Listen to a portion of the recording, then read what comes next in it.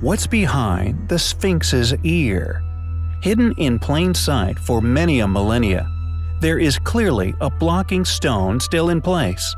A blocking stone we would never have noticed if it weren't for a rather unusual source of information. Recently, we covered the amazing story of Kiprianovich Boriska, the extraordinarily intelligent boy from Russia that, from a young age, has supposedly been able to remember a past life, a life as a pilot upon the once flourishing planet Mars, destroyed during a catastrophic war. What is extraordinary regarding this claim, however, is the remarkable information that Boriska has somehow been able to share from a very young age, information which has taken astronomers many years to realize.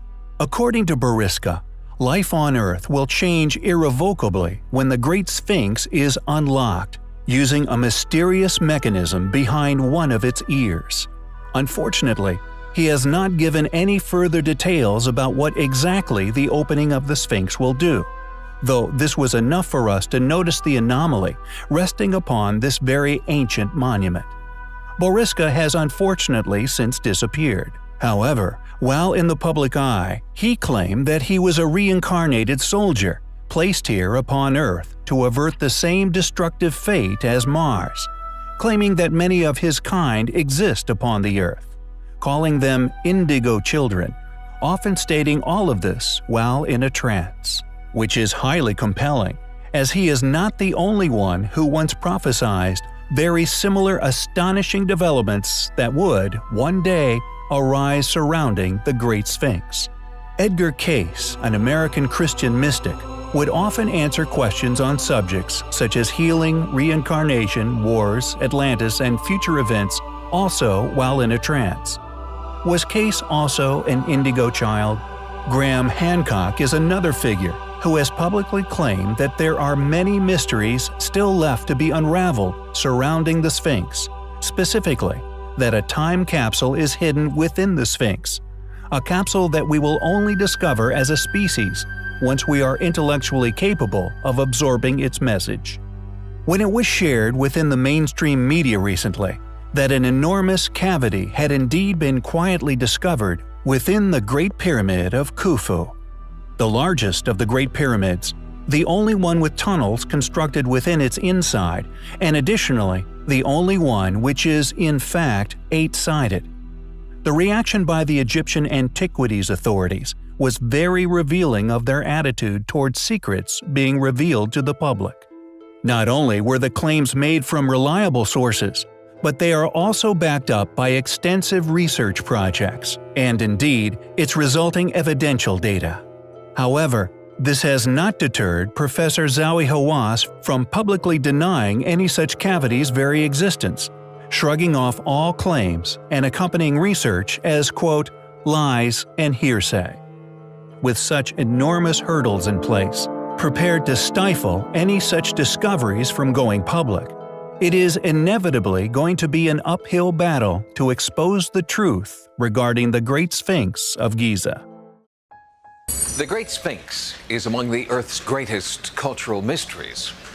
In the 1930s, self-styled prophet Edgar Cayce predicted that the secrets of the Sphinx would be revealed sometime in the 1990s, and Cayce, it turns out, may have been right. 10,500 BC, this is when the Sphinx is gazing directly at his own image, the constellation of Leo. And if we are to turn 90 degrees and face due south, we would see the 3 stars of Orion's belt in a pattern that mimics exactly the pattern of the pyramid on the ground. So we have here a perfect conjunction taking place only and only in 10,500 BC. But history books teach us that in 10,500 BC, our human ancestors were still in a primitive state, incapable of the advanced astronomical and engineering skills necessary to build great monuments. We're suggesting that the entire foundation on which our notion of human history rests is faulty. Ancient Egypt, the land of secrets, the land of kings. There are certain things in life that outweigh all others, burning questions regarding the most important aspects of all of us. To fully understand ourselves, I believe it is imperative that we strive to understand where we came from. This quest for the truth is the driving force behind mystery history. The answers to this question, where did we come from, I feel is more valuable than sovereignty, more valuable than wealth and power. Something that should not be concealed for any reason. Egypt is an amazing place, which opens its doors to many of its valuable treasures. However, the most amazing finds, the most amazing objects I have discovered, remain hidden. Hidden in vaults that may still be flooded with the sea waters that swallowed ancient Egypt. Rooms with treasures that, if as old as the erosion of their protective Sphinx, may be over 12,000 years of age, artifacts which possess great power, the power to rewrite human history.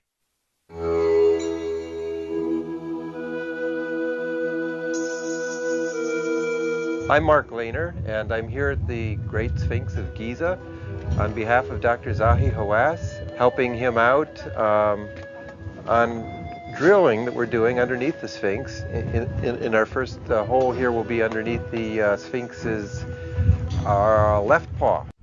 Perhaps the most visible example of an advanced civilization in Egyptian prehistory is at the Great Sphinx itself. Although the head was quite obviously recarved in dynastic times, the body and the man-made courtyard in which it sits show signs of heavy water weathering. We think that all the indications suggest that a time capsule was deliberately concealed at Giza in Egypt with the intention that it should be found one day, a time capsule that would abolish all ambiguity over this matter and make it absolutely certain of what had gone before and of what we have forgotten, but a time capsule that was not intended to be found by barbarians, that was hidden away very carefully to be found, as the ancient texts say, by the fully worthy. Perhaps that's who we are. Perhaps that time has come. Perhaps that's the decision and the awe-inspiring prospect that we confront in the near future. The right to open the chamber under the paws of the Sphinx is something of a political game these days, and the Egyptian government is holding all the cards. Only they know when and if the secrets of the Sphinx will be revealed to the world. Expeditions between 1991 and 1993, led by the independent Egyptologist John Anthony West, with Chief Geologist Dr. Robert Schoch, Professor of Geology at Boston University, and Chief Seismologist Thomas Dobecki from a highly respected Houston consulting firm, conducted geological and seismic surveys around the Great Sphinx of Egypt.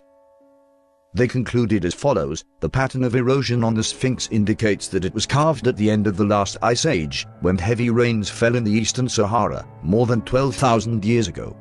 This contrasts starkly with the orthodox Egyptological dating for the Sphinx of around 4,500 years. The seismic survey indicated the existence of several unexplored tunnels and cavities in the bedrock beneath the Sphinx, including a large rectangular chamber at a depth of some 25 feet beneath the monument's front paws. In 1993, John West and his team were physically expelled from the site by Dr. Zahi Hawass, the Egyptian government's chief inspector of antiquities for the pyramids and Sphinx. He was angered by the suggestion that the Sphinx may be far older than the civilization of Egypt itself. A film created from the data linked the Sphinx to the lost city of Atlantis and suggested that the chamber beneath the paws might contain the legendary Hall of Records of Atlantis. American psychic Edgar Cayce, who died in 1947, prophesied this exact event occurring in the 90s. If his predictions were accurate, then whatever was discovered has been covered up. The Hall of Records is said to be an ancient library, rumored to have been deposited at the time of King Imhotep in Giza, Egypt, though no one knows where. One suggestion has been that it was secreted away under the Great Sphinx of Giza, with a secret entrance to this layer located near the Sphinx's paws. Dozens of academic researchers and historical commentators have come to similar conclusions, such as Manethu and Plutarch. It houses the knowledge of the pre-dynastic founders and latter Egyptians on papyrus, and allegedly several inscribed golden metal plate scrolls with the partial history of the lost civilization of Atlantis, much as the Great Library of Alexandria housed Grecian knowledge. The entirety of the ancient Egyptians' knowledge, the builders of the Great Sphinx, the pyramids, etc., is said to be held within this place. You have to wonder what could be contained within these documents that would lead to a huge concealment of this wonder. Does it prove our origins are extraterrestrial? Does it tell of us terraforming the Earth while our home planet died? Do these ancient passages contain a Vimina? Or an alien craft? Does the library tell of us being visited?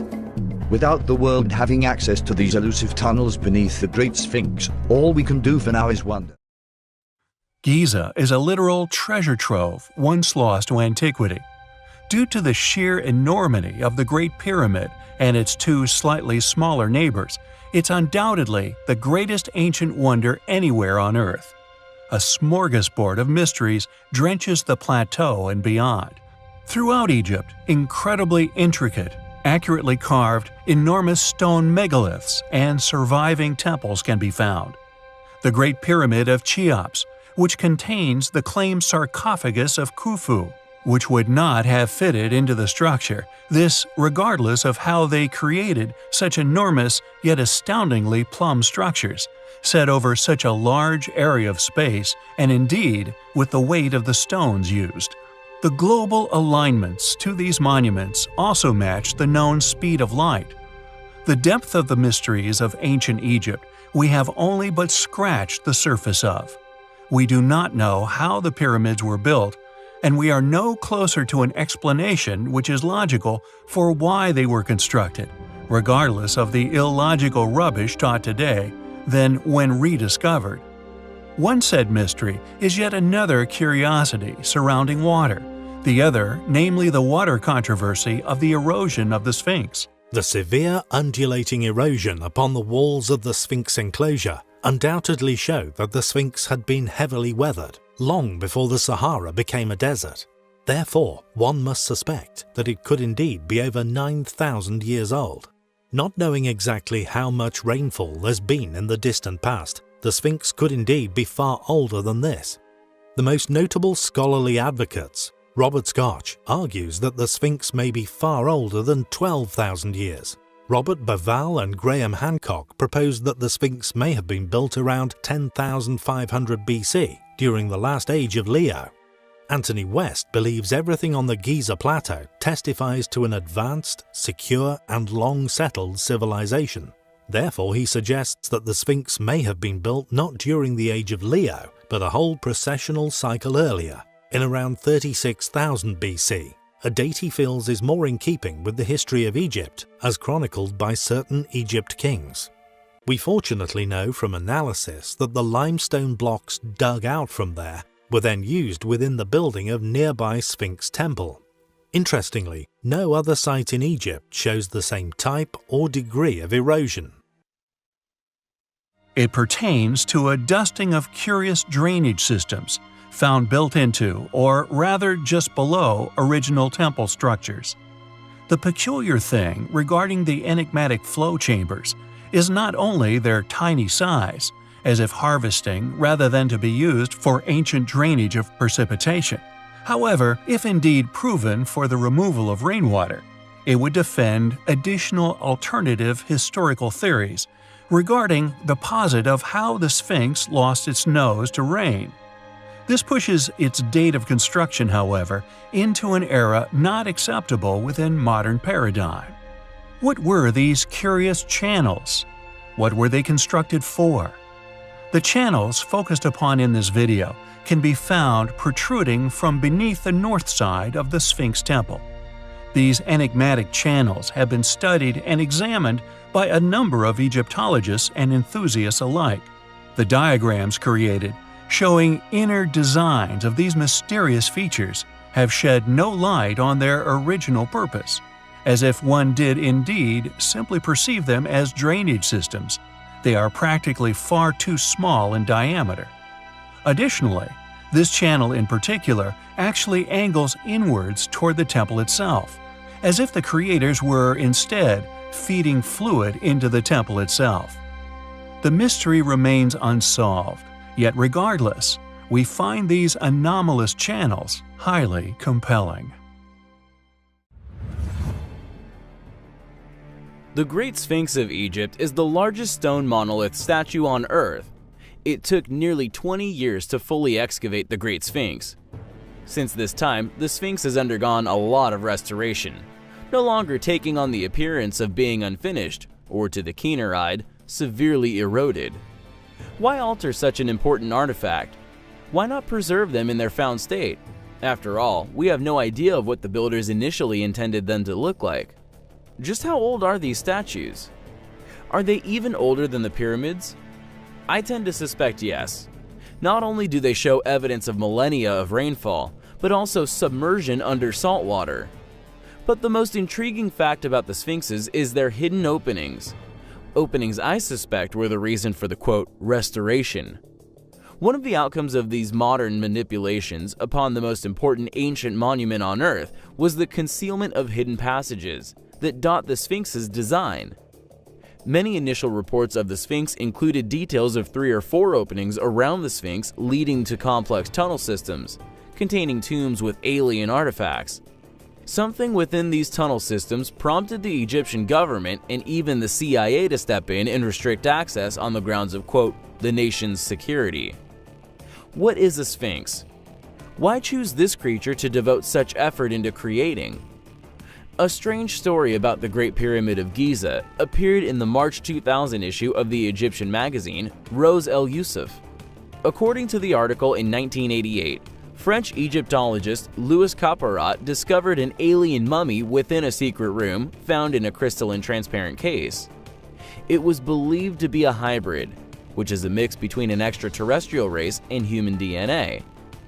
A papyrus found near the body tells of this being's encounter with the pharaoh Khufu. According to ancient codes, anonymous source at the Egyptian Antiquities Department, the mummy of what appears to be an alien had inscriptions upon the tomb that showed that this was being a counselor to the pharaoh and was named Osirune, meaning star or sent from heaven. The body was said to have been buried with great respect and care and was accompanied by a number of strange artifacts made of a synthetic material that is not found in any other Egyptian tomb.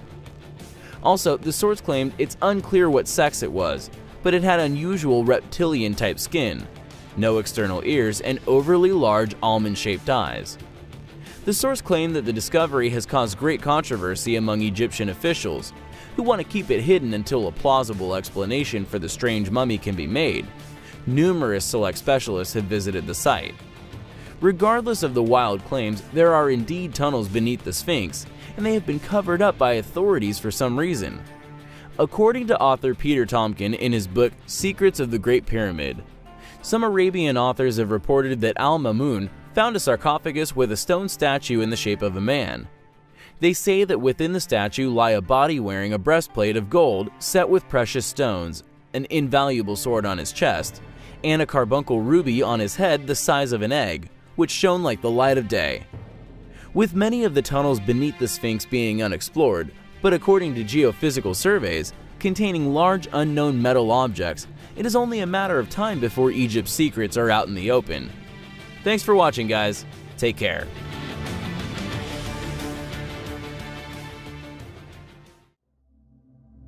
We recently covered the ongoing debate regarding the true age of the Great Sphinx and the recent controversy found in the geological evidence, which indicates that the monument, long taught to be a mere 3,000 years old, is, in reality, as much as 800,000 years. This evidence is based on erosion patterns and their shared characteristics with coastal erosion patterns. Additionally, we also covered the remarkable discovery of a possible second Sphinx found a short distance away. However, what we didn't cover was the anomalies that can be discovered regarding the continued mainstream posit of the Sphinx experiencing modern manipulation, and the possibility that the face now found upon the Sphinx was a much later, even possibly modern addition, now concealing the true identity of the Sphinx. We have touched upon the rather amateurish stone cuts that are visible around the Sphinx's headwear in the past, along with its ears and many other interesting yet largely unknown, and we feel academically ignored features found all over the Sphinx's face and head.